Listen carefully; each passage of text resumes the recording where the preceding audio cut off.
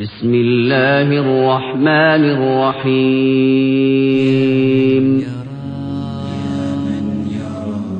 يا من يرى مد البعوض جناحها في ظلمة الليل البهيم الأليل. يا من يرى ويرى مناط عروقها في نحرها والمخ من تلك العظام النحل. يا من يرى مد البعوض جناحها. اب ہم اپنے معزز مہمانان فضیلت الشیخ ابو زید ضمیر حفظہ اللہ اور فضیلت الشیخ زید پٹیل صاحب سے مؤدبانہ درخواست کر رہے ہیں کہ وہ یہاں داعش کے قریب آ کر بیٹھنے کی زحمت فرمائیں. حامداً و مصلیاً اما بعد. برادران اسلام، آج بتاریخ 4 مارچ بروز سنیچر منعقد ہونے والا یہ اجلاس اسلامی دعویٰ سینٹر اڑپی کی طرف سے منعقد کیا گیا ہے. لہذا اس موقع کی مناسبت سے بہتر یہ ہے کہ تھوڑا سا اس کا تعارفی خاکہ پیش کر دیا جائے. وقت کی نزاکت کا لحاظ کرتے ہوئے بہت ہی مختصراً تعارفی خاکہ پیش کیا جا رہا ہے. مرور زمانہ اور عہد نبوت سے جس قدر بعد اور دوری پیدا ہوتی گئی، عوام الناس میں بدعات و خرافات اپنے برگ و بار پھیلانے لگی، اور نتیجہ یہ ہوا کہ اسلام کے نام پر ایسی خرافات ایجاد ہوئیں کہ علامان والحفیظ قبروں اور قبوں کے ساتھ لوگوں کی عقیدتیں بڑھتی گئیں، تعویذوں اور منتروں میں شفا کی تلاش کی جانے لگی، لوگ توحید باری تعالیٰ سے یکسر عاری ہو گئے. ایسے حالات میں بدعات و خرافات کو ختم کرنے اور سچی توحید کی تعلیم کو واضح کرنے کے لیے ہر دور میں مصلحین اور دعات پیدا ہوتے رہے اور اصلاحی کوششیں ہوتی رہی. الحمدللہ اسلامی دعوت سینٹر اڑپی چند سالوں سے عوام کو صحیح اسلامی تعلیم سے متعارف کرانے اور انہیں بدعات و خرافات اور شرک کی بھول بھلیوں سے نکالنے کے لیے کوشاں ہے، اور اس سے مفید اور اچھے نتائج برآمد ہوئے. ذیل میں مختصر طور پر اس کی سرگرمیوں کا ایک خاکہ پیش کیا جا رہا ہے. مرکز کے تحت کئی شاخیں ہیں جن کے زیر اہتمام ہفتہ واری دروس کا انعقاد کیا جاتا ہے. 2 مساجد بنائی گئی ہیں، ان میں سے ایک زیر تعمیر ہے. اسلامی دعوت سینٹر کی کوششوں سے لوگوں کی ایک بڑی تعداد بدعات و خرافات سے تائب ہو کر توحید و اتباع کتاب و سنت کی پابند ہو چکی ہے. دعویٰ کی محنت کا ثمرہ ہی ہے کہ لوگ عمل سے پہلے دلیل کی تلاش کو ضروری سمجھنے لگے ہیں، اور ہر عمل کی دلیل کتاب و سنت میں تلاش کرنے کا رجحان پیدا ہوا ہے. دعوت توحید و اتباع کتاب و سنت کے لیے انفرادی و اجتماعی ملاقات، ہفتہ واری اجتماعات، آڈیو کیسٹس اور سیڈیز اور خصوصی اجتماعات کا انعقاد کیا جاتا ہے، اور اس سلسلے کی ایک اہم کڑی آج کا یہ اجتماع ہے. آج کا جو یہ جلسہ منعقد کیا گیا ہے، اس میں الحمدللہ 2 مہمانان گرامی مقررین کی حیثیت سے تشریف فرما ہیں. ایک فضیلت الشیخ ابو زید ضمیر حفظہ اللہ اسلامک اسکالر پونا ہیں، اور دوسرے فضیلت الشیخ زید پٹیل صاحب حفظہ اللہ اسلامک انفارمیشن سینٹر ممبئی. یہ دونوں آپ کے سامنے انشاءاللہ خطاب فرمائیں گے.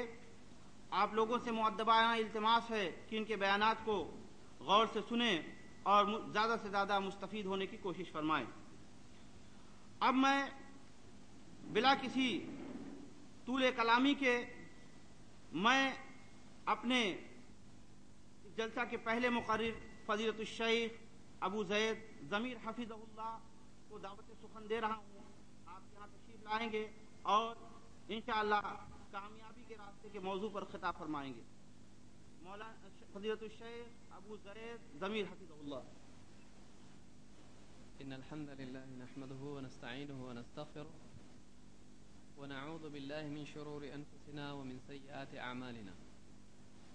من يهده الله فلا مضل له ومن يضلل فلا هادي له. وأشهد أن لا إله إلا الله وحده لا شريك له وأشهد أن محمدا عبده ورسوله أما بعد فإن خير الحديث كتاب الله وخير الهدى هدى محمد صلى الله عليه وعلى آله وسلم وشر الأمور محدثاتها وكل محدثة بدعة وكل بدعة ضلالة وكل ضلالة في النار. قال سبحانه وتعالى: من عمل صالحا من ذكر أو أنثى وهو مؤمن فلنحيينه حياة طيبة ولنجزينهم أجرهم بأحسن ما كانوا يعملون. تمام تعریف اللہ تعالیٰ کے لیے ہے جس نے ہم کو اس بات کی توفیق دی کہ ہم اللہ تعالیٰ کے گھر میں جمع ہوں تاکہ اللہ کا کلام اور رسول کریم صلی اللہ علیہ وسلم کی احادیث کا علم حاصل کریں، اور صلاۃ اور سلام ہو اللہ کے رسول محمد صلی اللہ علیہ وسلم پر، جنہوں نے انسانوں کو وہ راستہ بتلایا جو نہیں جانتے تھے، اور ان کو گمراہی سے نکال کر ایک ایسے راستے پر ڈال دیا جس کی رات بھی دن کی طرح ہے، لیلھا کنہاریھا، اس کی رات جو ہے وہ بھی دن کی طرح روشن ہے۔ ایک ایسا دین ہم کو اللہ تعالیٰ نے دیا محمد الرسول اللہ صلی اللہ علیہ وسلم کے ذریعے سے، آپ کے واسطے سے، کہ جس کے اندر انسان کے زندگی کے تمام احوال، اس کے سارے حالات کے اعتبار سے رہبری موجود ہے،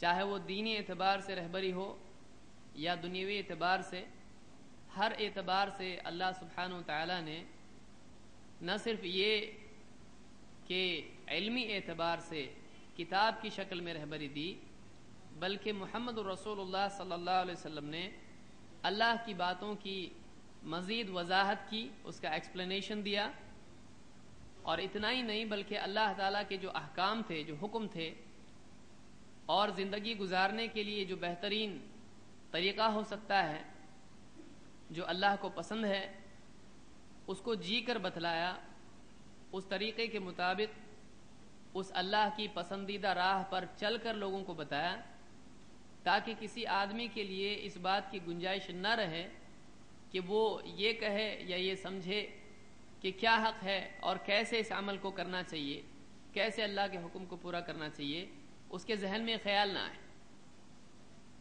آج کا جو ہمارا موضوع ہے وہ ہے کامیاب زندگی، یا جیسے کہ شیخ نے ابھی کہا کامیابی کا راستہ۔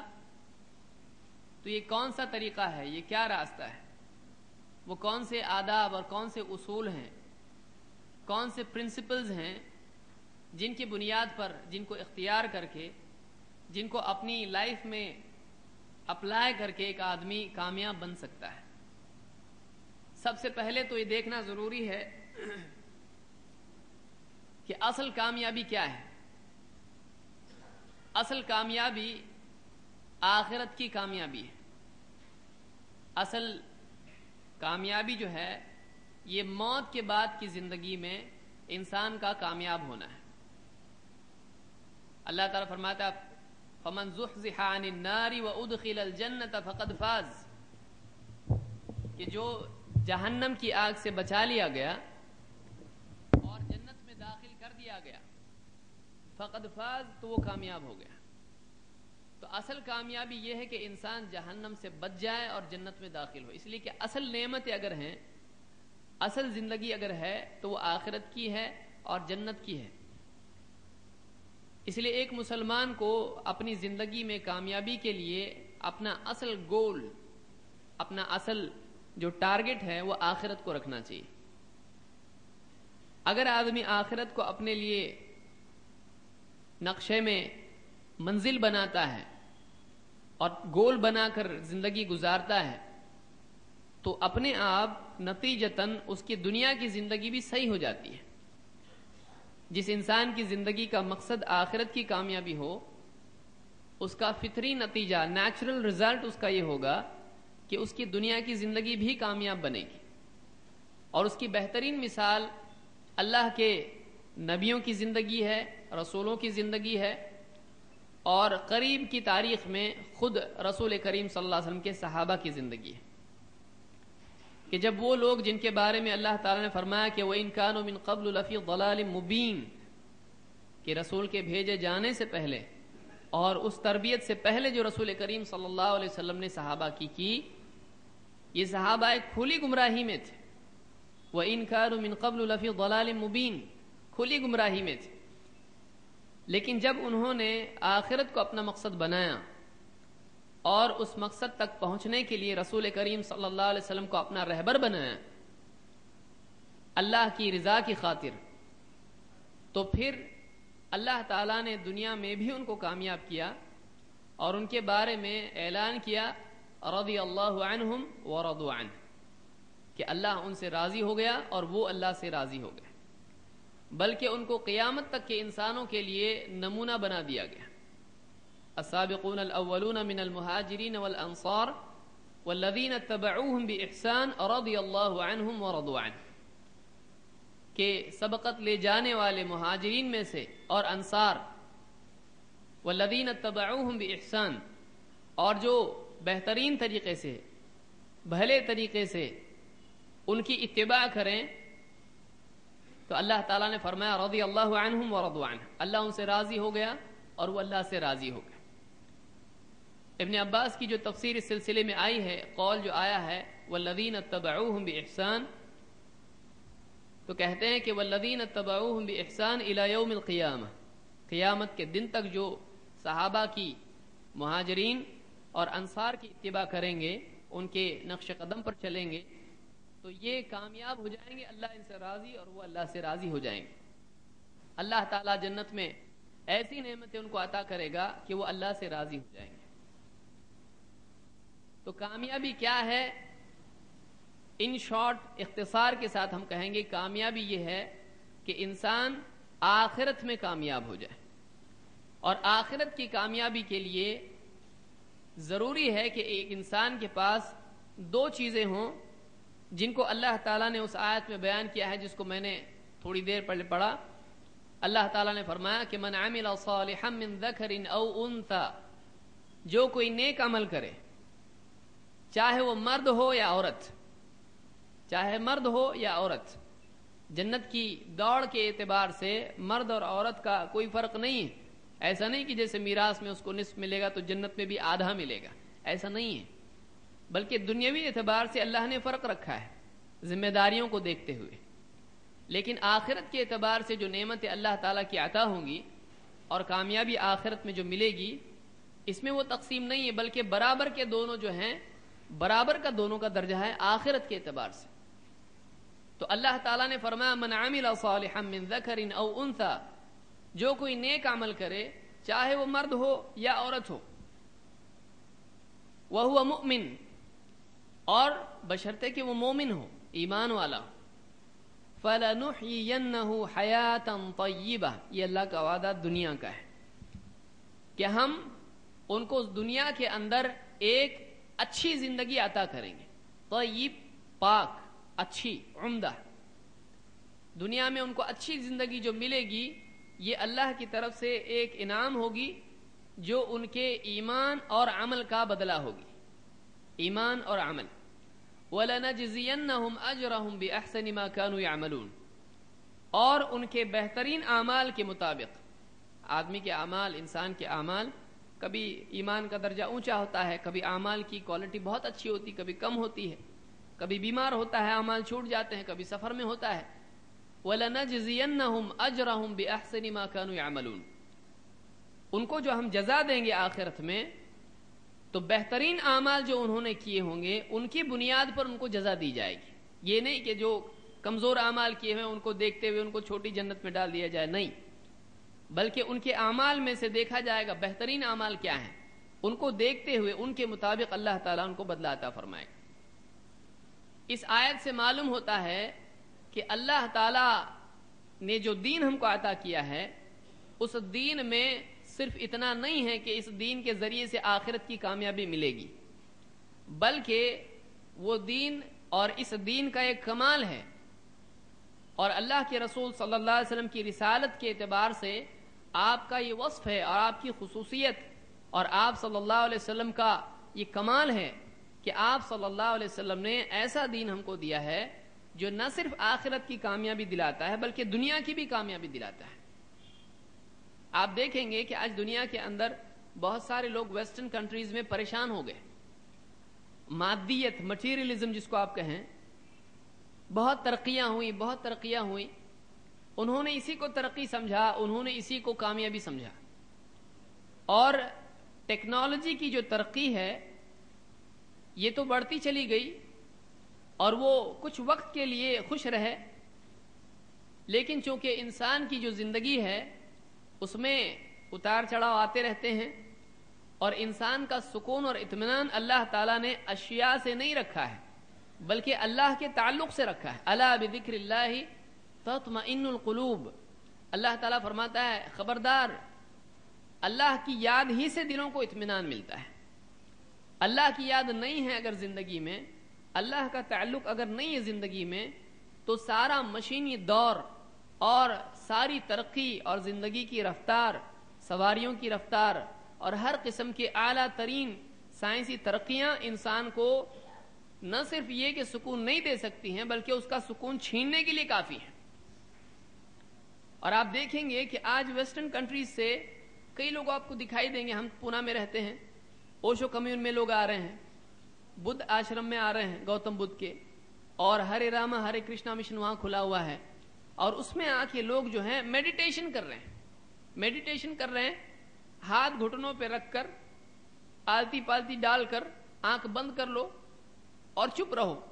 یہ میڈیٹیشن ہے سکون کے لیے.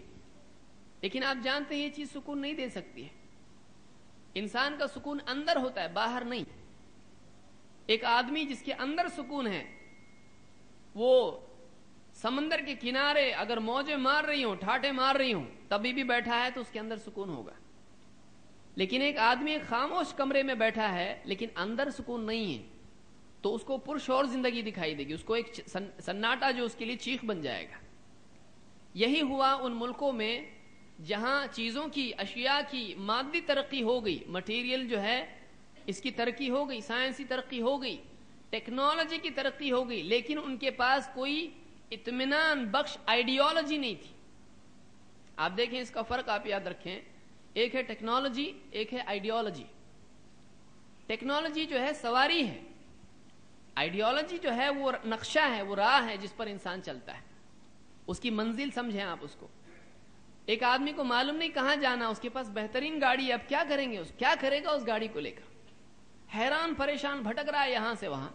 بہترین گاڑی ہے، کیا فائدہ ہے، اس کو سکون نہیں ملے گا، اس کی منزل نہیں ہے اس کے پاس، اور اس کے پاس راستہ نہیں ہے، اس کے پاس مقصد نہیں ہے، اور مقصد کو پانے کے لیے اس کے پاس راستہ نہیں ہے. یہ حال ہوا ان ملکوں کا جہاں پر ترقی بہت زیادہ ہو گئی، لیکن وہ ترقی کاہے کی ترقی تھی؟ وہ چیزوں کی، اشیاء کی ترقی تھی، ٹیکنالوجی کی ترقی تھی. انسانی زندگی کے لیے جو اصول ہیں، جو ایک فیملی بلڈ کرنے کے لیے، ایک اچھا معاشرہ اس کی تشکیل دینے کے لیے، ایک اچھی زندگی گزارنے کے لیے، ایک اچھا تعلق باپ بیٹا بیوی شوہر ماں باپ بھائی بہن، یہ جو فیملی بنتی ہے، اس فیملی کے بلڈ کرنے کے لیے ایک اطراف کے لوگ، پڑوسی، دوست، اور اس طرح سے پورا ایک معاشرہ اچھا جب بنتا ہے، اس اچھے معاشرے کے لیے ان کے پاس کوئی اصول نہیں تھی. موج مناؤ اور زندگی گزار دو. لیکن یہ بھی جو انہوں نے کیا کہ بھول جاؤ، غم کو بھلاؤ، شراب پیئیں گے، شراب سے بیماریاں ہو رہی ہیں، ڈرگز وہ خود ایک بلا ہے، وہ مصیبت بن گیا ان کے لیے.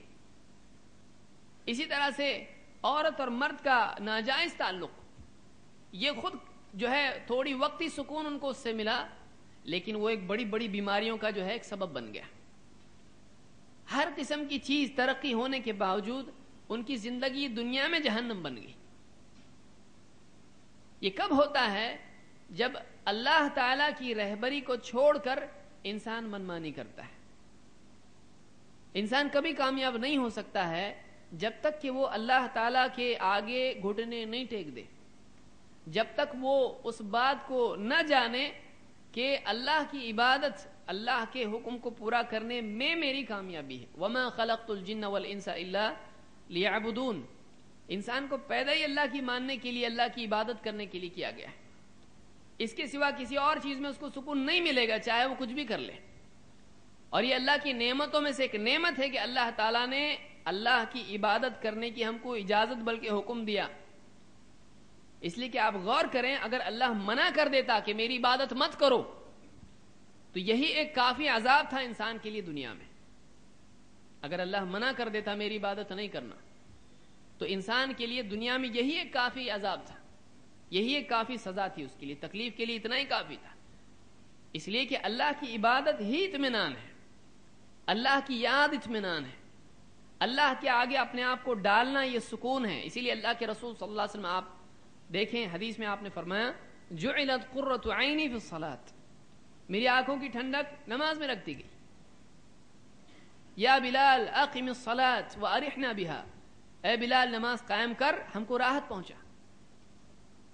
इंसान की राहत इसमें है, सुकून चैन। और जब सुकून चैन निकल जाएगा तो फिर आप देखेंगे वो सब तोड़ फोड़ दुनिया में होगी, वो सारे गुनाह दुनिया में होंगे, वो सारा फसाद दुनिया में आएगा जो इंसान नहीं चाहता है क्या है। तो असल फसाद ये है कि आदमी अल्लाह की रहबरी से हट जाए, और असल इस्लाह उसकी ये है कि वो नबवी मनहज पर, नबी करीम सल्लल्लाहु अलैहि वसल्लम के बतलाए हुए रास्ते पर चले, शराफत के साथ में। जलील होकर तो आना ही है, इज्जत से आदमी चले। और अगर उससे पहले मौत आ गई तो आखिरत में इंसान के लिए इसके सिवा कोई चारा नहीं होगा कि वह हाथ चबा ले। कई आयतें हैं, वक्त नहीं इतना कि एक एक आयत को मैं जिक्र करूं, कि क़यामत के दिन जो लोग अल्लाह के रसूल सल्लल्लाहु अलैहि वसल्लम की नहीं माने थे, ऐसे लोग क़यामत के दिन परेशान हो जाएंगे, कहेंगे कि काश मैंने अल्लाह के रसूल का रास्ता इख्तियार किया होता। और उस वक्त में पछताएंगे, अपने बड़ों पर, बुजुर्गों पर, जो भी जिनके पीछे चले थे, सब पर लानत करेंगे। रब्बना आतिहिम ज़िअफ़ैन मिनल अज़ाब वलअनहुम लअनन कबीरा, कि जिन लोगों ने उनको गुमराह किया, गलत गलत नुस्खे बताए कामयाबी के, और अल्लाह उसकी रसूल के दीन से दूर करके मनमानी पर डाल दिया, और सेल्फ मेड कवानीन में उनको फंसा दिया, नुस्खे बता दिए, ऐसे जो लोग हैं उन पर लानत करेंगे कि रब्बना आतिहिम ज़िअफ़ैन मिनल अज़ाब, ऐ हमारे रब इनको दुगना अजाब दे, डबल अजाब दे, एक खुद गुमराह होने का, दूसरा हमको गुमराह करने का। वलअनहुम लअनन कबीरा, और बड़ी लानत इन पर नाजिल कर। तो खुलासा कलाम ये कि हमारी जो कामयाबी है वो इसमें कि हम अपने ईमान की, अपने अकीदे की इस्लाह करें, और अपनी जिंदगी को यहाँ वहाँ, इस पगडंडी पर और उस गली में और उस रास्ते पर जाने के बजाय उस शाहराह पर, उस सिरात मुस्तकीम पर डालें जिस पर अल्लाह के रसूल सल्लल्लाहु अलैहि वसल्लम और सहाबा चले। इसीलिए आप देखेंगे कि अल्लाह के रसूल सल्लल्लाहु अलैहि वसल्लम ने फरमाया कि सतफ्तरिकु उम्मती अला 73 मिल्लह कुल्लुहा फिन्नार इल्ला मिल्लतन वाहिदा, मेरी उम्मत 73 फिरकों में बढ़ जाएगी, सब के सब जहन्नम में जाएंगे सिवाय एक के, एक मिल्लत यानी एक फिरके के। सहाबा ने पूछा, क़ालू मा हिया या रसूल अल्लाह, मन हिया या रसूल अल्लाह, अल्लाह के रसूल सल्लल्लाहु अलैहि वसल्लम कौन होंगे, वो एक कौन होगा फिरका? आपने कहा मा अना अलैहि व अस्हाबी, जिस पर मैं और मेरे सहाबा हैं, यानी वो लोग जो उस रास्ते पर हों जिस पर मैं और मेरे सहाबा हैं। तो इसके लिए एक मुसलमान को जरूरी है कि वह अपने अकायद की सलाह करे, शिर्क से हटकर, निफाक से बाहर निकल के, कुफ्र को छोड़ के तौहीद पर आ जाए, अपना ताल्लुक अल्लाह से सही करे। और दूसरे ये कि अल्लाह तक पहुंचने के लिए, जन्नत के लिए, जन्नत मंजिल है, उस तक पहुंचने के लिए उस रास्ते को इख्तियार करे जिसको अल्लाह के रसूल सल्लल्लाहु अलैहि वसल्लम ने इख्तियार किया और जिस पर सहाबा चले। ईमान में वो ईमान मोतबर है जो सहाबा ने ईमान लाया है। फ़इन आमनू बिमिस्लि मा आमनतुम बिही फ़क़द इह्तदौ, अल्लाह ताला फरमाता है कि अगर ये अहले किताब वैसा ईमान लाएं जैसा कि तुम, ये सहाबा को कहा जा रहा है, जैसा कि तुम ईमान लाया, फ़क़द इह्तदौ, तो ये हिदायत पर है, और नहीं तो फिर गुमराह है। तो इसके लिए जो है आखिरत की कामयाबी के लिए یہ کہ ایک آدمی اپنے عقیدے کی صلاح کرے، توحید اور اتباع. اور آپ دیکھیں کہ جو کلمہ ہم نے پڑھا ہے اور جو ہم اذان میں اور نماز میں پڑھتے ہیں وہ کیا ہے؟ لا الہ الا اللہ محمد رسول اللہ. بس زبان سے پڑھنا ہے نہیں، بلکہ اس کا ایک تقاضا ہے. یہ کلمہ ہم سے ایک چیز ڈیمانڈ کرتا ہے، اس کا ایک تقاضا ہے. لا الہ الا اللہ کیا ترجمہ ہے؟ اللہ کے سوا کوئی عبادت کے لائق نہیں. محمد رسول اللہ، محمد اللہ کے رسول ہیں صلی اللہ علیہ وسلم. کیا تقاضا ہے اس کا؟ لا الہ الا اللہ، اللہ کے سوا کسی کی عبادت نہیں کرنا. محمد رسول اللہ، محمد رسول اللہ صلی اللہ علیہ وسلم کا طریقہ جو ہے اسی کے مطابق اللہ کی عبادت کرنا. عبادت اللہ کی، کسی اور کی نہیں، اور اس عبادت میں طریقہ محمد رسول اللہ صلی اللہ علیہ وسلم کا اور کسی کا نہیں. یہ حاصل کلام ہماری اس اختصار کی، جس کو مقدمہ آپ سمجھیں کہ کامیاب زندگی کے لیے جو کہ اصلاً آخرت کی کامیابی ہے، یہ اصول ہے اور یہ ضابطہ ہے جس کو اللہ تعالیٰ نے یہاں پر فرمایا. لیکن بعض لوگ سوال پوچھ سکتے ہیں، اور جیسا کہ اس دور میں بھی خاص طور سے تحریکیں جو اٹھی، جو پچھلی ماضی کے اندر جو مٹیریلزم کی طرف لوگ گئے تھے، مادیت کی طرف، تھک کے آگے تو پورے اسپرچولزم میں آگے ہو. روحانیت کیا ہے؟ مادیت کو ٹوٹلی ترک کر دینا، ایک دم اس طرف اور وہ ایک دم اس طرف. مٹیریلزم، مادیت ایک دم وہ کنارہ ہے. روحانیت، اسپرچولزم یا اسپرچوالٹی جس کو کہا، آپ نے بہت سے لوگوں کو دیکھا ہوگا، میڈیٹیشن وغیرہ وغیرہ، ہرے رام ہرے کرشنا مشن وغیرہ، بہت سارے ہیں، ایک نہیں ہے کئی ہیں. مونک بن جانا، تو وہ ایک دم اس طرف کے ایکسٹریم ہے کہ دنیا سے قطع تعلق کرنا. اور اسلام میں رہبانیت نہیں ہے. لا رہبانیت فی الاسلام، اسلام میں رہبانیت نہیں ہے. اللہ تعالیٰ نے ایک ایسا دین دیا ہے جس میں آخرت کے بھی تقاضے پورے ہوتے ہیں اور دنیا کے بھی. اس اعتبار سے یہ ایک امتیازی شان ہے اسلام کی اس دور میں بھی کہ ہمارا دین ایسا ہے کہ ہم کو صرف آخرت والے اور جنت والے خواب نہیں دکھاتا ہے جیسا کہ بہت سارے دوسرے جھوٹے دین ہیں، بلکہ جنت کا سچا وعدہ ہے اور اس کے لیے صحیح رہبری ہے، اور مزید یہ کہ دنیا میں بھی کامیابی کے لیے بہترین رہبری ہے. وہ کیسے؟ تو ہم دیکھیں کہ جو اصول اللہ تعالیٰ نے بیان کیے ہیں ان اصولوں کو ہم دیکھتے ہیں ایک ایک کر کے، تو انشاءاللہ اس بارے میں بات کی وضاحت ہوگی. سب سے پہلی چیز یہ کہ دنیا کے اندر جو فساد ہے اور جو بگاڑ ہے اس کی جڑ جو ہے وہ نفع پرستی، نفع حاصل کرنا اور بے خوفی ہے. اگر آپ دیکھیں کہ دنیا کے اندر آدمی کو دو محرکات یا دو محرک اس کے لیے ہوتے ہیں. انیشیٹو جو آدمی لیتا ہے کسی چیز کے کرنے کے لیے، تو دو چیزیں ہوتی ہیں جو اس کو حرکت میں لاتی ہیں، ایک امید اور دوسرے خوف. اگر دنیا کی امید اس کو ہے، جہاں تک اس کو نفع ملے گا تب تک وہ کرے گا، جہاں اس کو دکھائی دے گا کہ کوئی فائدہ نہیں ہے تو وہ کچھ نہیں کرے گا. اسی طرح سے جہاں تک اس کو ڈر ہو، ارے پولیس پکڑے گا، تو وہ رک جائے گا. لیکن جنگل میں جا کے کوئی پولیس اس کو پکڑنے والا نہیں، اندھیرے کمرے میں اس کو کوئی پکڑنے والا نہیں، تو پھر وہ ڈر اس کے لیے وہاں باقی نہیں رہا. تو گناہ اور فساد جو ہے اس کے لیے بھی جو ہے چور دروازے کھلتے ہیں جب انسان کا ڈر مخلوق کا ہو اور امید جو ہے چھوٹی چیزوں کی ہو، ختم ہونے والی چیزوں کی ہو. اسلام ایک ایسا دین ہے جو ہم کو ایسی چیزوں کی امید بتلاتا ہے جو اعلیٰ ترین ہے اور جو کبھی ختم نہیں ہونے والی، اور ایسی ذات کا ڈر ہم کو دلاتا ہے جو ہر جگہ ہم کہیں بھی جائیں، چاہے اندھیرے میں ہو اجالے میں ہو، اللہ ہم کو دیکھ رہا ہے. دو واقعات میں بطور مثال اختصار کے ساتھ میں بیان کرتا ہوں جو اس بات کو واضح کریں گے کہ اللہ کے رسول صلی اللہ علیہ وسلم کے زمانے میں جو اچھا معاشرہ بنا اس کی اصل میں یہ بات تھی. مثال کے طور پر امام بخاری نے تفسیر القرآن میں ایک روایت نقل کی ہے. ایک شخص اللہ کے رسول صلی اللہ علیہ وسلم کے پاس آیا. میں متن ذکر کیے بغیر آپ کو اردو ہی میں ترجمہ بیان کر رہا ہوں، ورنہ بہتر تو یہ تھا کہ متن بھی بیان کیا جائے تاکہ رسول کریم صلی اللہ علیہ وسلم کے الفاظ بھی ہماری کان میں جائیں. ایک شخص آیا اللہ کے رسول صلی اللہ علیہ وسلم کے پاس اور کہا کہ یا رسول اللہ مجھ کو بہت تنگی اور فاقہ پیش آیا ہے. آپ نے اس کا حال دیکھا، پہلے اپنے گھروں میں ازواج مطہرات کے پاس آدمی بھیجا کہ کچھ ہو تو اس کو لا کے دیں تاکہ کھائے. لیکن آپ کے گھروں کا بھی حال یہ تھا کہ کچھ جمع کر کے تو رکھتے نہیں تھے. ازواج مطہرات نبی کریم صلی اللہ علیہ وسلم کی تربیت میں سیکھنے والی تھیں اور آپ کے طریقے پہ بہترین طور پر چلنے والی تھیں, تو ان کے پاس بھی کچھ نہیں تھا.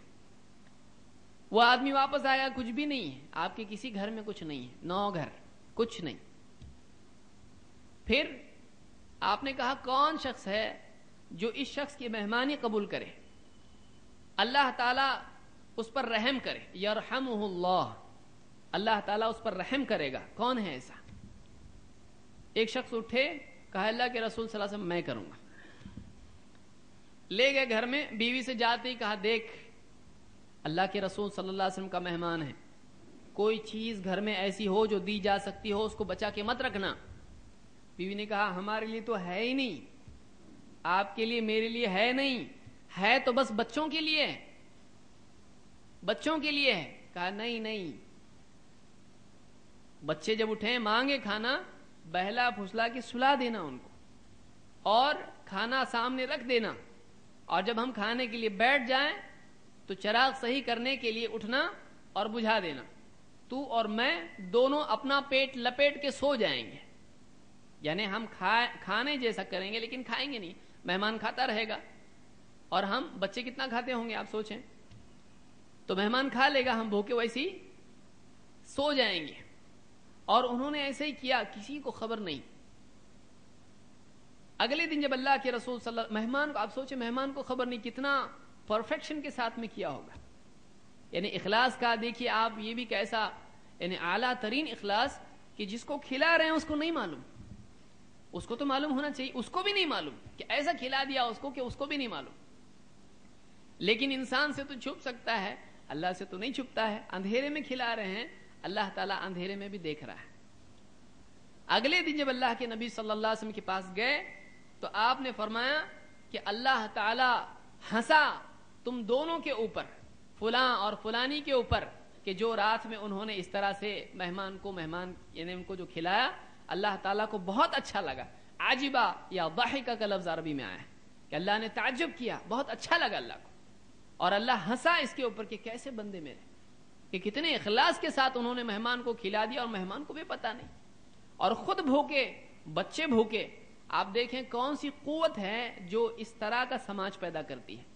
اللہ سے پانے کا مزاج, اللہ ہم کو دے گا, یرحمہ اللہ, اور تو کچھ نہیں کہا نا, اللہ اس پہ رحم کرے, اللہ کی رحمت کی خاطر اتنا کرنا. آپ سوچیں کیسی تربیت کی ہوگی اللہ کے رسول صلی اللہ علیہ وسلم نے صحابہ کی, کیسی اعلیٰ تربیت ہوگی, کیسے لوگ, ایک ایک آدمی کتنا قیمتی ہوگا. تو یہ صحابہ ہے. دوسرا واقعہ آپ دیکھیں, یہ بخاری کی روایت ہے. دوسرا واقعہ جو ہے امام مسلم نے کتاب الایمان میں ذکر کیا ہے. ابو مسعود البدری, بدر کے صحابی, بدر کی جنگ میں شریک ہوئے ہیں. ابو مسعود البدری کہتے ہیں کہ میرا غلام تھا, کچھ غلطی کیا اس نے, تو میں لکڑی سے اس کی پٹائی کر رہا تھا, لکڑی سے اس کو پیٹ رہا تھا, اور باہر اوپن میں, اور بہت غصے میں تھا, خوب پٹائی کر رہا تھا اس کی. پیچھے سے میں نے آواز سنی, یا اعلم ابا مسعود, اے ابو مسعود جان لے, اس بات کو اچھی طرح سے جان. کہتے اتنا غصے میں تھا کہ مجھ کو سمجھا نہیں کیا بول رہا ہے, کون کیا بول رہا ہے, دھیان نہیں گیا میرا. لیکن جب قریب آئی آواز, وہ شخصیت قریب آئی, تو میں نے دیکھا اللہ کے رسول صلی اللہ علیہ وسلم ہے, اور آپ کہہ رہے ہیں اعلم ابا مسعود, اعلم ابا مسعود, اے ابو مسعود جان جا, جان جا. کہتے ہیں میرا ہاتھ سے جو لکڑی تھی میرے ہاتھ میں گر گئی. اللہ کے رسول صلی اللہ علیہ وسلم نے فرمایا, اے ابو مسعود جان جا اس بات کو کہ تو جتنا اس پر قادر ہے, اللہ اس سے زیادہ تیرے اوپر قادر ہے. کہ جیسا اس کی غلطی ہو رہی ہے اور تیرا غلام ہے اور تو اس کو پیٹ رہا ہے بے تحاشا, تیری مرضی جتنا چاہے پیٹے, جیسا تو قادر ہے اس کے اوپر, تیرے سے بھی تو غلطی ہوتی ہوگی, تو اللہ تیرے اوپر اس سے زیادہ قادر ہے جتنا تو اس کے اوپر قادر ہے. کہا کہ اللہ کے رسول صلی اللہ علیہ وسلم آج کے بعد کسی غلام کو نہیں پیٹوں گا. اللہ کا ڈر, اللہ کا ڈر کہ ایک انسان ایک بول پر رک جائے, اپنے جذبات کو چھوڑ دے, اپنے غصے سے نکل جائے, اللہ کی خاطر, اللہ کا ڈر, اللہ کی پکڑ. آپ نے دیکھا ہوگا بہت ساری روایتیں آپ نے پڑھی ہوں گی اس سلسلے میں کہ جو غامدیہ تھی، زنا ہوا تھا، اور اللہ کے رسول صلی اللہ علیہ وسلم کے پاس کتنی مرتبہ آئی اور کہا کہ یا رسول اللہ مجھ سے زنا ہوا ہے، مجھ کو پاک کیجیے، پاک کیجیے.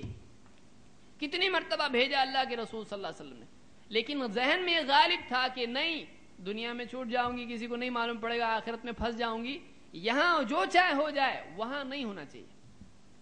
آخرت کا ڈر اور آخرت کی امید، اللہ دیکھ رہا ہے، اللہ کی طرف سے اجر، اللہ کی رحمت اور اللہ کا عذاب، یہ دو ایسے محرک ہیں کہ اگر انسان کی زندگی میں اس کے ذہن میں بیٹھ جائیں یہ ٹھیک طور سے، یہ زمین پر بہترین انسان بن سکتا ہے. اور اگر کوئی سماج اس کی بنیاد اس چیز پر ہو، وہ سماج اپنے آپ اچھا ہو جائے گا.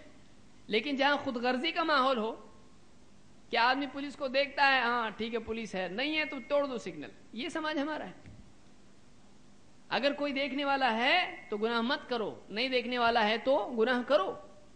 کچھ فائدہ دنیاوی ملتا ہے تو کرو، نہیں تو نہیں. کوئی دیکھ رہا نہیں ہے بھائی تو صدقہ دے کے کیا فائدہ ہے؟ بڑی رقم دینا ہے تو سب کے سامنے دوں گا، کیوں؟ تاکہ نام ہو. دنیا میں نام ہونے کی جو مخلوق سے تعریف کی جو امید ہے، گندی چیز ہے، گندی چیز ہے. اسی طرح سے اللہ سے نہیں ڈرنا اور مخلوق سے ڈرنا، یہ اللہ کی توہین کے مترادف ہے. اللہ سے نہیں ڈرتا اور بندوں سے ڈرتا ہے. اللہ نہیں دیکھ رہا ہے، بندہ دیکھ رہا ہے تو رک جاتا ہے، اور اللہ دیکھ رہا ہے تو نہیں رکتا ہے. جس ذہن میں یہ چیز بیٹھ جائے کہ اللہ دیکھ رہا ہے اور اللہ سے بہتر کوئی نہیں دے سکتا ہے عطا، اور اللہ سے بری پکڑ کسی کی نہیں. نبئ عبادی انی انا الغفور الرحیم وان عذابی هو العذاب الالیم. اللہ تعالیٰ فرماتا ہے نبی آپ میرے بندوں کو خبر کیجئے، میرے بندوں کو بتلائیے، نبئ عبادی انی انا الغفور الرحیم، کہ میں غفور الرحیم ہوں، مغفرت کرنے والا، رحم کرنے والا. اور اسی کے بعد فرمایا وان عذابی هو العذاب الالیم، اور میرا جو عذاب ہے بڑا دردناک عذاب ہے، بڑا دکھ دینے والا، تکلیف دینے والا عذاب ہے. جس کے دل میں یہ بیٹھ جائے وہ بہترین انسان بن سکتا ہے. اور آپ دیکھیں صحابہ کی بہترین انسان بننے کا راز کیا ہے؟ آپ دیکھیں یہی راز ہے. اللہ کے رسول صلی اللہ علیہ وسلم یہی ذہن بنا ہے. تو بہرحال یہ دو چیزیں ضروری ہیں ایک اچھے سماج کے لیے، اور مزید یہ کہ اس میں پھر جب بھلائی کرنا ہے تو نبی کا طریقہ ہے، اور برا کیا ہے بھلا کیا ہے کی تعریف کہاں سے ملے گی؟ نبی کریم صلی اللہ علیہ وسلم کی طرف سے. اب ہم آتے ہیں ان اصولوں کی طرف. چونکہ بعض لوگ کہیں گے کہ بھائی ٹھیک ہے دیندار تو بننا چاہیے، تو سبھی کہتے ہیں اور ہم بھی مانتے ہیں، لیکن کیا اسلام اس سلسلے میں دنیاوی کامیابی کے لیے کہ میرا بزنس ہے، میں آفس میں کام کرتا ہوں، میں فلاں فیلڈ میں ہوں، میں اس ایجوکیشن میں پڑھ رہا ہوں، اسلام کیا ہم کو اس بارے میں گائیڈ کرتا ہے؟ تو یہ بھی ہم کو جاننا ضروری ہے کہ کیا آداب اور اصول ہیں تاکہ ایک انسان کامیاب بنے. اسلام کیا رہبری اس کو دیتا ہے؟ سب سے پہلی چیز یہ ہے کہ تقریباً 10-11 چیزیں ہیں، اس کو آپ یاد رکھ سکتے ہیں. سب سے پہلی چیز جو ہے کامیابی کے لیے، ایک دنیا میں کامیاب زندگی کے لیے ایک انسان کو علم کا ہونا ضروری ہے.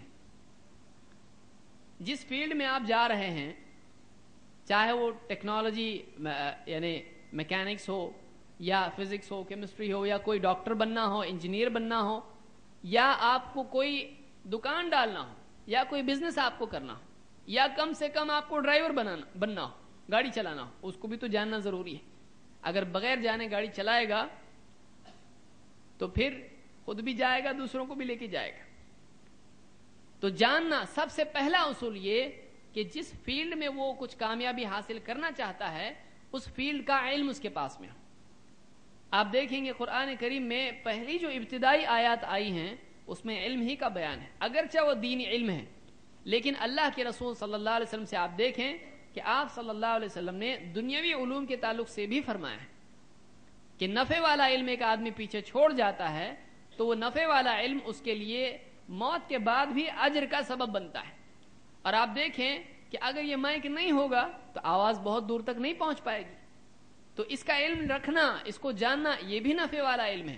تو اس کا سیکھنا اور جاننا یہ بھی جو ہے دین ہوگا. اگر کوئی آدمی دوسرا لائٹ ہے اور پنکھے ہیں اور اس طرح کی چیزیں ہیں، اگر یہ اس کا علم حاصل کر رہا ہے اس نیت سے کہ اس کے ذریعے سے دین کا نفع ہو، دینی اعتبار سے اس سے فائدہ اٹھایا جائے، تو یہ بھی اس کے لیے اجر کا ذریعہ بنے گا. تو جو فیلڈ میں آپ کو جانا ہے اور کامیاب ہونا ہے، پہلا کام یہ ہے کہ آپ ایجوکیٹڈ ہوں، آپ جانتے ہوں، چاہے لکھا پڑھی آپ کو آتی ہو یا نہیں آتی ہو. بہتر یہ ہے کہ آدمی کو پڑھنا لکھنا آئے. آپ دیکھیں گے کہ امام احمد نے روایت نقل کی ہے کہ عبداللہ ابن عباس رضی اللہ تعالیٰ فرماتے ہیں کہ جب اللہ کے رسول صلی اللہ علیہ وسلم کی جنگ ہوئی بدر کی، جب جنگ بدر ہوئی تو اس میں کچھ قیدی ہوئے. کچھ تو قیدی ایسے تھے جن کے پاس مال وغیرہ تھا، رشتہ دار تھے، قبیلے تھے، انہوں نے اپنے آپ کو فدیہ دے کر چھٹکارا کر لیا. لیکن کچھ لوگ ایسے تھے جن کے پاس فدیے کے لیے کچھ نہیں تھا. آپ دیکھیں اللہ کے رسول صلی اللہ علیہ وسلم نے ان کو کھیت میں کام کرنے کے لیے نہیں کہا، ان کو بوجھ اٹھانے کے لیے نہیں کہا، بلکہ جو پڑھے لکھے لوگ ان میں سے تھے، جو لکھنا پڑھنا جانتے تھے، ان سے کہا کہ تم انصار کے 10 بچوں کو لکھنا پڑھنا سکھا دو، تمہاری چھٹی. انصار کے 10 بچوں کو پڑھنا لکھنا سکھا دو، تم آزاد. ایک قیدی ہے دشمن اسلام کا، پکڑا گیا ہے جنگ میں، لیکن اس کے پاس اگر کوئی نالج کی چیز ہے تو آپ بتائیں اسلام کتنا وسعت والا دین ہے کہ اللہ کے رسول صلی اللہ علیہ وسلم نے دشمنوں سے فائدہ لینا ہم کو سکھلایا. دشمنوں سے کیسے فائدے کی چیز آدمی لے لے، یہ اصول ہم کو دیا کہ آج ویسٹ میں جو اسلام دشمن طاقتیں ہیں اور ترقی یافتہ ممالک ہیں، آج ان کی ٹیکنالوجی ہم سیکھ سکتے ہیں. لیکن مصیبت یہ ہو جاتی کہ ہم ان کی تہذیب بھی لے کے آتے ادھر. تہذیب ایک الگ چیز ہے اور ٹیکنالوجی ایک الگ چیز ہے. تو ہم کو ان کی ٹیکنالوجی، ان کا نالج لینا ہے، ان کی تہذیب نہیں لینا ہے. ہم کو کھڑے رہ کے نہیں کھانا ہے، کھڑے ہو کر ہم کو نہیں کھانا ہے، بائیں ہاتھ سے ہم کو نہیں کھانا ہے. ہم کو ادھورے کپڑے نہیں پہننا ہے کہ جس میں جسم کا وہ حصہ دکھائی دے جو نہیں دکھنا چاہیے. تو ہم ان کی ٹیکنالوجی لیں، یہ پہلا اصول ہے. اسی طرح سے اللہ تعالیٰ نے دینی علم کے سلسلے میں کہا فَاسْأَلُوا أَهْلَ الذِّكْرِ إِن كُنتُمْ لَا تَعْلَمُونَ، کہ جاننے والوں سے، اہل ذکر سے پوچھو اگر تم کو نہیں معلوم ہے. اس میں اصول بتلایا گیا کہ اہل ذکر سے نہ جاننے والے پوچھیں. یہ دینی اعتبار سے آیت ہے کہ دین کا علم رکھنے والوں سے پوچھا جائے. لیکن اس میں ایک بات یہ بھی سامنے آتی ہے کہ جیسے دینی اعتبار سے بعض اہل اختصاص ہوتے ہیں، ایکسپرٹس ہوتے ہیں، تو انہی سے پوچھا جاتا ہے. اسی طرح سے دنیوی اعتبار سے دنیوی علوم میں جو ایکسپرٹ ہوتے ہیں، ایک آدمی کسی فیلڈ میں جانے سے پہلے یا کسی چیز میں پھنس گیا ہے تو وہ کیا کرے؟ ایسے لوگوں سے مشورہ کرے کہ جو اس بارے میں علم رکھتے ہوں. یہ اس کے لیے بہتر ہے نقصان سے بچنے کے لیے. نقصان سے بچنے کے لیے ضروری ہے. اسی لیے اللہ تعالیٰ نے فرمایا وَشَاوِرْهُمْ فِي الْأَمْرِ. اللہ کے رسول صلی اللہ علیہ وسلم کے علم میں کسی کو کوئی کلام ہو سکتا ہے، لیکن اللہ کے رسول صلی اللہ علیہ وسلم سے اللہ نے کہا کہ آپ مشورہ کیجئے صحابہ سے دینی امور میں. وَشَاوِرْهُمْ فِي الْأَمْرِ. اور اللہ نے دوسری جگہ کہا وَأَمْرُهُمْ شُورَىٰ بَيْنَهُمْ. اور مسلمانوں کے جو امور ہیں وہ شورا سے طے ہوتے ہیں، مشورے سے طے ہوتے ہیں. تو چاہے دینی امور ہوں چاہے دنیوی امور ہوں، نقصان سے بچنے کا طریقہ یہ ہے کہ آدمی جاننے والوں سے صلاح مشورہ کرے اور جاننے والوں سے اپنا تعلق بڑھائے. جس فیلڈ جس سے آپ کو بہت محبت ہے، اب آپ اس سے مشورہ کریں تو وہ کیا مشورہ آپ کو دے گا؟ آپ اس سے مشورہ کریں کہ جو آپ کو اس فیلڈ کے بارے میں صحیح گائیڈنس دے سکتا ہے. تو جاننے والوں سے پوچھا جائے. دوسرا اصول اس میں ہم کو یہ ملتا ہے کہ بہت سارے مسلمان جو ہیں غلط فہمی میں آ جاتے ہیں کہ اللہ پر توکل کا مطلب یہ ہے کہ ہم اسباب کو ترک کر دیں. اسلام یہ نہیں سکھاتا ہے، بلکہ اللہ کے رسول صلی اللہ علیہ وسلم کی جو تعلیمات ہیں ان میں مسلمان کو ایسا بنایا گیا ہے کہ مسلمان بھروسہ اللہ پر رکھے، لیکن جو مینز اس کو اختیار کرنا چاہیے، جو اسباب اور وسائل اس کو اختیار کرنے چاہیے ان کو بھی اختیار کریں. جو پریکاشنز اس کو لینا چاہیے ان کو لے. آدمی ہاتھ چھوڑ کے گاڑی چلائے اور کہے کہ نہیں اللہ کو زندہ رکھنا ہوگا رکھے گا، مارنا ہوگا مار دے گا، اسلامی اعتبار سے یہ صحیح ایٹیٹیوڈ نہیں ہے. آپ دیکھیں ایک صحابی اللہ کے رسول صلی اللہ علیہ وسلم کے پاس آئے اور کہا یا رسول اللہ اعقرها واتوکل او اطلقها واتوکل. اونٹ ہے، میرا اونٹ ہے، میں اس کو باندھوں اور اللہ پہ بھروسہ کروں یا اس کو کھلا چھوڑ دوں اور اللہ پہ بھروسہ کروں؟ کیونکہ اللہ پہ بھروسہ رکھوں کہ اللہ بچائے گا اس کو کھونے سے، تو باندھ کے بھروسہ کروں یا کھلا چھوڑ کے؟ آپ نے فرمایا اعقلها وتوکل، اس کو باندھ اور پھر اللہ پہ بھروسہ کر. باندھنے کا کام تیرے جسم کے لیے حکم ہے اور توکل کا تعلق تیرے جسم سے نہیں، دل سے ہے. دل میں اللہ پر بھروسہ ہو، باندھنے پر نہیں. لیکن باندھنا یہ حکم ہے ہم کو، اس کو اختیار کرنا ہے. اسباب کا اختیار کرنا اللہ کے شکر میں سے ایک شکر ہے. اللہ کا شکر ادا کرنے کے ضمن میں آتا ہے کہ اللہ نے جو نعمتیں دی ان کو استعمال کریں. تو اسلام ہم کو دو ایکسٹریمز جو ہیں، دو ایک دم دور کی راہیں ہیں، ایک ادھر ایک ادھر. ایک تو یہ کہ آدمی اسباب ہی پر بھروسہ کر لے. کوئی آدمی کہے کہ کام کو نہیں جائیں گے تو کیا انسان زندہ رہ سکتا ہے؟ کیا اللہ کھلائے گا؟ کیا اللہ کام پہ نہیں جائے گا، کمائے گا نہیں تو بھی کھلا سکتا ہے. اس لیے کہ امی کے پیٹ میں جب یہ تھا تو کوئی کام پہ نہیں جاتا تھا. ماں کے پیٹ میں جب تھا تو کوئی اس کا ڈیلر نہیں تھا، یہ کسی کمپنی کا کوئی پروڈکٹ بیچتا نہیں تھا، اس کو کہیں سے چیک نہیں آتا تھا. ماں کے پیٹ میں 9 مہینے تک اللہ نے اس کو زندہ رکھا. اللہ قادر ہے، لیکن اللہ کا طریقہ یہ ہے کہ بندہ اللہ کی اطاعت میں رسول کریم صلی اللہ علیہ وسلم کی اتباع کے طور پر اسباب کو استعمال کرے، مینز کو بھی اختیار کرے. یہ شکر ہے اللہ کا اور یہ دین ہے. اسباب کا اختیار کرنا بھی دین ہے. البتہ اتنا انسان یاد رکھے کہ اللہ سارے اسباب اور وسائل کا بدل بنتا ہے لیکن اسباب اور وسائل اللہ کا بدل نہیں ہے. اس لیے کوئی راستہ نہ ہو تو اللہ تعالیٰ فرماتا ہے وَمَن يَتَوَكَّلْ عَلَى اللَّهِ فَهُوَ حَسْبُهُ، جو اللہ پر بھروسہ کر لے اللہ اس کے لیے کافی ہو جاتا ہے. پھر بغیر سبب کے بھی اللہ قادر ہے بچانے پر. تو یہ دوسری چیز ہم یاد رکھیں کہ اسباب کو اختیار کیا جائے لیکن اللہ پہ بھروسہ بھی رکھیں. صرف بھروسہ کر کے اسباب کو چھوڑ دیں. بہت سارے نوجوان کہتے ہیں کہ نہیں اب پڑھائی وڑھائی نہیں کرنا ہے، اللہ کو جتنا رزق دینا ہوگا دے گا. بہت سارے لوگ دکانیں بند کر دیتے ہیں، کہتے ہیں نہیں اب جائیں گے نہیں دکانوں پہ، جو دینا ہوگا اللہ کو دے گا. یہ غلط ہے، اس لیے کہ اللہ کے نبی صلی اللہ علیہ وسلم اور صحابہ کا یہ طریقہ نہیں تھا. اللہ کے رسول صلی اللہ علیہ وسلم فرماتے ہیں، جو اوپر کی حدیث اونٹ والی میں نے ذکر کی ترمذی کی ہے اور شیخ الالبانی نے اس کو صحیح حسن کہا ہے صحیح الجامع الصغیر میں. اسی طرح سے اللہ کے رسول صلی اللہ علیہ وسلم فرماتے ہیں لو انکم کنتم تتوکلون علی اللہ حق توکلہ لرزقکم کما یرزق الطیر تغدو خماصا وتروح بطانا، کہ اگر تم ویسا اللہ پر بھروسہ کرنے لگو جیسا کہ پرندے کرتے ہیں تو وہ تم کو ایسے طور پر رزق دے گا کہ جیسا پرندوں کو دیتا ہے. تم ویسے اللہ پر بھروسہ کرو جیسا کہ حق ہے بھروسہ کرنے کا، تو پرندوں کو جیسا رزق دیتا ہے تم کو رزق دے گا. کیسے؟ تغدو خماصا، صبح سویرے خالی پیٹ جاتے ہیں، اور وتروح بطانا، شام کو پیٹ بھرے لوٹتے ہیں. گھر میں سنبھال کے رکھتے ہیں نہیں، کوئی جیب میں بھر کے لاتے ہیں نہیں، کوئی تھیلی لے کے جاتا ہے نہیں، ڈیلی ان کو رزق ملتا ہے. اس میں علماء نے کہا اس میں خود دلیل ہے کہ اسباب کو اختیار کریں.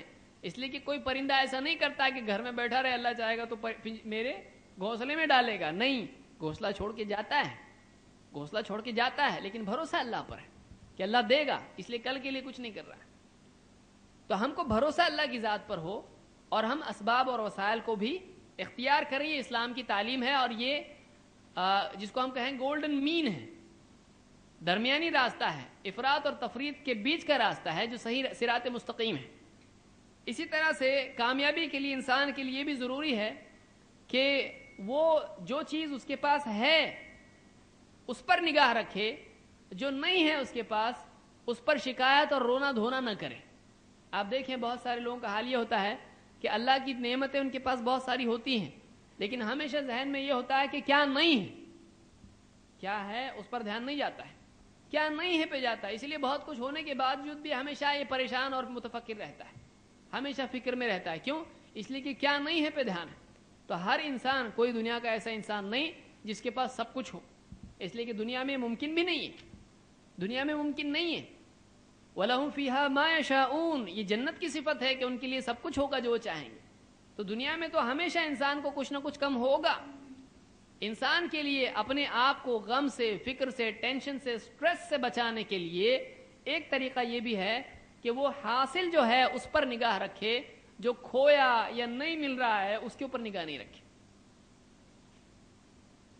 اللہ کے رسول صلی اللہ علیہ وسلم فرماتے ہیں اغتنم خمسا قبل خمس، 5 چیزوں کو 5 چیزوں سے پہلے غنیمت جان، اس کی ویلیو کو سمجھ، اس کو صحیح طور پر اس سے فائدہ اٹھا. کیا چیزیں ہیں؟ بہت سے لوگ ان چیزوں پہ غور نہیں کرتے اور ان کو نعمت میں شمار کرتے بھی نہیں ہیں. آپ نے فرمایا حیاتک قبل موتک، اپنی زندگی کو غنیمت جان، اس کی ویلیو سمجھ موت سے پہلے. اور وصحتک قبل سقمک، اپنی صحت کو غنیمت جان بیماری سے پہلے. اور وفراغک قبل شغلک، اور اپنے جو اوقات کا فارغ ہونا ہے، فری ٹائم تجھ کو مل رہا ہے، پھنسا نہیں ہے، ذمہ داریاں بڑی نہیں ہیں ابھی تیرے اوپر، تو تیرے پاس جو فری وقت ہے، فراغ تیرے پاس ہے، اس کو غنیمت سمجھ تیرے مشغول ہونے سے پہلے، بزی ہو جانے سے پہلے. اور وشبابک قبل حرمک، اور اپنی جوانی کو غنیمت جان بڑھاپے سے پہلے. اور وغناک قبل فقرک، اور اپنی امیری کو، مالداری کو غنیمت جان فقر اور غریبی اور تنگ دستی کے پہلے. اس حدیث کو امام حاکم اور امام البیہقی نے شعب الایمان میں ذکر کیا ہے اور دوسروں نے بھی، اور شیخ الالبانی نے اس کو صحیح کہا ہے صحیح الجامع الصغیر میں. تو اس حدیث میں آپ دیکھیں اللہ کے نبی صلی اللہ علیہ وسلم نے بعض چیزوں کو بعض سے پہلے غنیمت جاننے کے لیے کہا. آپ دیکھیں جوانی کی، کتنے لوگوں کی جوانی ایسی پڑھائی میں، کھیل کود میں گزر جاتی ہے، یہاں وہاں گھومنے پھرنے میں گزر جاتی ہے، ذمہ داریاں ان کو سمجھ میں نہیں آتی ہیں، اس سے فائدہ نہیں اٹھا پاتے ہیں. بہت سارے نوجوان عبادت کے اعتبار سے جوانی گزر جاتی ہے، دنیاوی اعتبار سے ان کا وقت نکل جاتا ہے، بعد میں لگتا ہے ارے اب فیملی بڑھ گئی، اگر میں جوانی میں پڑھائی کر لیتا آج اچھا جاب لگتا مجھ کو.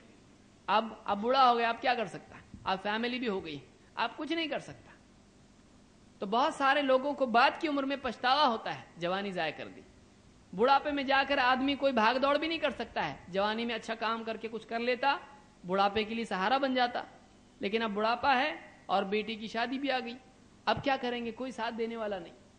جوانی کو ضائع کر دیا، کسی نے جوئے میں، کسی نے فضول وقت ضائع کرنے میں، کسی نے کسی اور چیز میں فائدہ نہیں اٹھایا، نہ دینی نہ دنیاوی، تو بعد میں جا کے پچھتاوا ہوتا ہے. اسی طرح سے صحت ہے، اسی طرح سے زندگی ہے کہ آدمی، بعض لوگوں کو تو پوری زندگی چلی جاتی ہے اور کبھی احساس نہیں ہوتا کہ ہم کیا کر رہے ہیں، کہ ہم نے اپنی زندگی کو کس چیز میں لگایا، جو کہ پہلا سوال ہے حشر میں 5 سوالوں میں سے. تو یہ ساری چیزیں ہیں، اس کو آپ سمجھیں کہ ایک انسان کی نگاہ حاصل پر ہو، میرے پاس کیا ہے، اور جو ہے اس کو میں صحیح طور پر جو ہے استعمال کروں تاکہ میں کامیاب ہو جاؤں، نہ یہ کہ جو نہیں ہے اس پہ روتا رہوں. ایسا رونے والے پست ہمت ہو جاتے ہیں اور کبھی کامیاب نہیں ہوتے ہیں. ایک کالج میں ایک پروفیسر نے ایک بڑا چارٹ بورڈ پر لا کے لگایا، ایک وائٹ چارٹ لایا اور بورڈ پہ لگا دیا، اور ایک سکیچ پین لیا اور ایک ڈاٹ اس کے اوپر لگایا. کہا کیا دکھتا ہے؟ تو نے کہا بلیک اسپاٹ. نے کہا اتنا بڑا چارٹ تم کو نہیں دکھتا ہے؟ میں نے تم سے پوچھا کیا دکھائی دے رہا ہے؟ تو کہا بلیک اسپاٹ اتنا چھوٹا تم کو اتنے دور سے دکھائی دیتا ہے، اتنا بڑا چارٹ میں نے لگایا لا کر وہ آپ کو دکھائی نہیں دیتا ہے. تو انسان کا جو ایٹیٹیوڈ ہوتا ہے ہمیشہ نیگیٹو کی طرف جاتا ہے. ایک انسان یہ دیکھنے والا بنے کہ اللہ نے خیر مجھ کو یہ چیز نہیں دی لیکن یہ تو دیا ہے. کئی لوگوں کو آنکھ نہیں دی، کئی لوگوں کو زبان نہیں دی، کئی لوگوں کو ہاتھ نہیں دیا، ہاتھ دیا تو انگلی نہیں دی، کسی کو چلنے کے لیے پاؤں نہیں ہے، کسی کے پاس کچھ نہیں ہے. تو بہت ساری چیزیں ہم کو ملی ہیں فری آف کاسٹ، اس کا ویلیویشن ہم نہیں کر پاتے ہیں، اس کا شکر ہم نہیں کر پاتے. اسی لیے شیطان نے کہا تھا کہ وَلَا تَجِدُ أَكْثَرُهُمْ شَاكِرِينَ، اکثر کو تو ناشکرا پائے گا. اور اسی لیے اللہ تعالیٰ بھی فرماتا ہے وَقَلِيلٌ مِّنْ عِبَادِيَ الشَّكُورُ، میرے بندوں میں بہت تھوڑے شکر کرنے والے ہیں.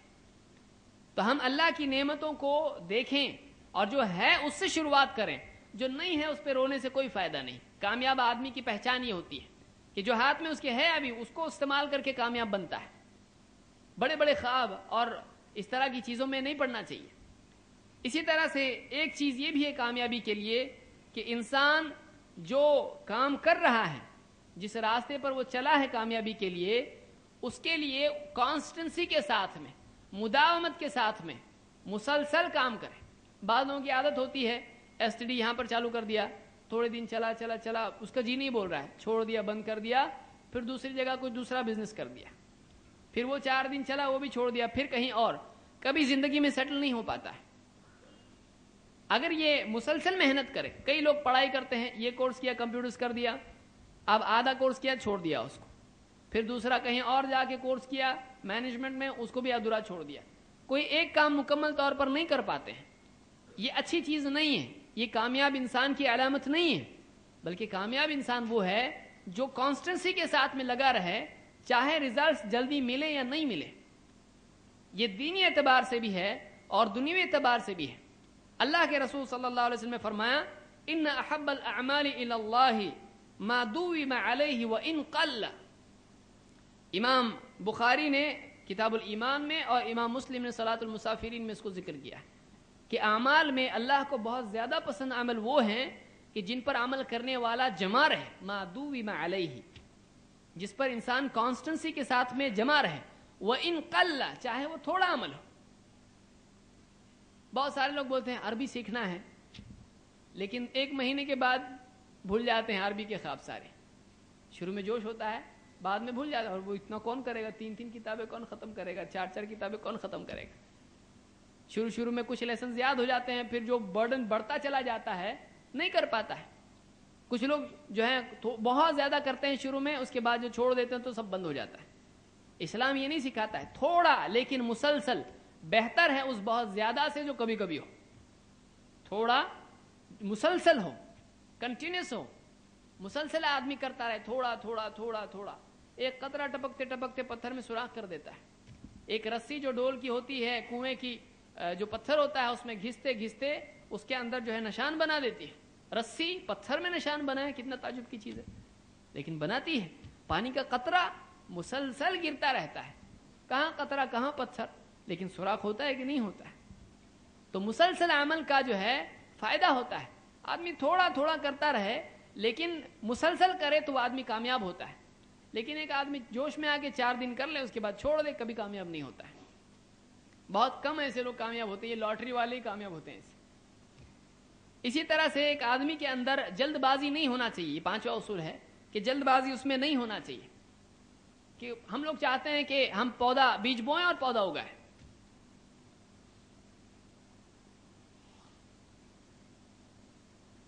انسان یہ چاہتا ہے کہ جلدی سے اس کے سامنے نتیجہ آ جائے، اس سے نتیجہ تو جلدی نہیں لا سکتا ہے۔ ہماری چاہتوں پہ کچھ نہیں ہے، لیس بامانیکم، ہماری تمناؤں پہ نتائج نہیں ہوتے ہیں، بلکہ حقائق جو ہوتے ہیں، جو فیکٹس ہوتے ہیں، ان کو فیس کرنا پڑتا ہے کسی بھی گول کو اچیو کرنے کے لیے۔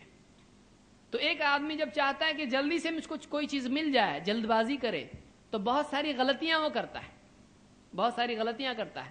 دوسرا یہ کہ جب جلدی نہیں ملتا ہے، بلکہ بعض اوقات دیر سے ملنے کی بجائے ملتا بھی نہیں ہے، ضائع ہو جاتا ہے، تو اس کے اندر فرسٹریشن یا مایوسی پیدا ہو جاتی ہے، جھنجھلاہٹ یا مایوسی اس کے اندر پیدا ہو جاتی ہے۔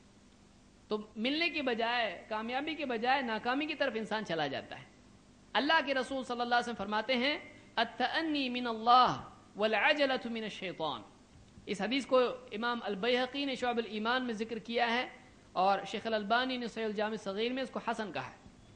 اللہ کے رسول صلی اللہ علیہ وسلم فرماتے ہیں کہ تأنی، اطمینان سے کام کرنا، وقار کے ساتھ میں اور اطمینان کے ساتھ میں، سٹیپ بائی سٹیپ برابر اپنی سپیڈ میں کام کرنا، التأنی، آرام سے کام کرنا، سستی سے نہیں، آرام سے، بالکل اطمینان کے ساتھ میں، یہ اللہ کی طرف سے۔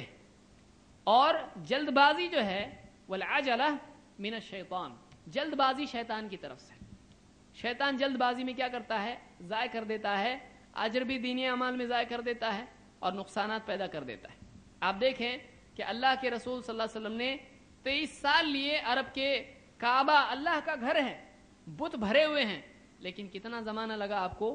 23 سال کا عرصہ مسلسل محنت کر کے پھر وہ وقت آیا فتح مکہ کا کہ آپ نے کعبہ سے بت نکالے، کہ ایک بالکل لمبا لانگ رن کے اندر ایک لمبا جو ہے آدمی پروگرام بنا کے کام کرے۔